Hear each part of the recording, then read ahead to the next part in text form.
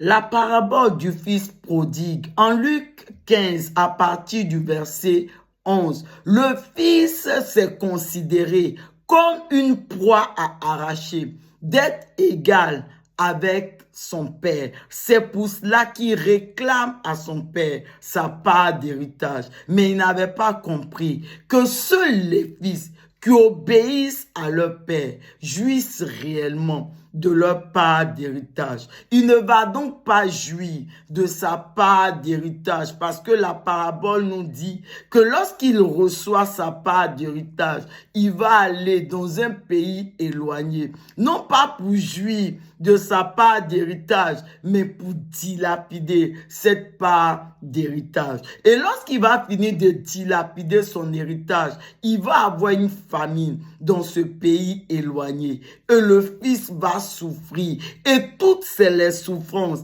qu'il va endurer vont vraiment lui enseigner à obéir à son père.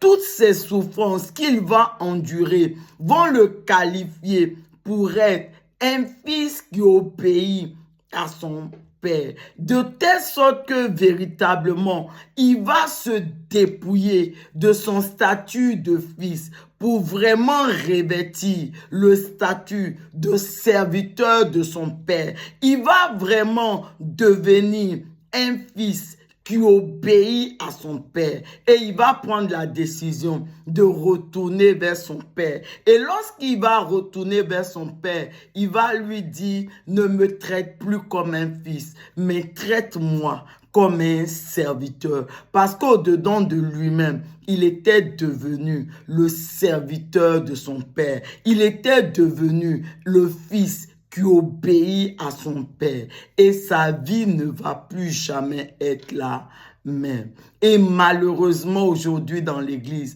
on a beaucoup de fils qui regardent comme une proie à arracher, d'être égal à Dieu, que de fils qui se sont véritablement dépouillés de ce statut de fils pour revêtir le statut de serviteur de Dieu leur Père. C'est véritablement avec ces fils dépouillés de leur statut de fils, ces fils qui ont revêtu le statut de serviteur, ces fils qui obéissent à Dieu leur Père, que l'Église fera la différence dans le monde.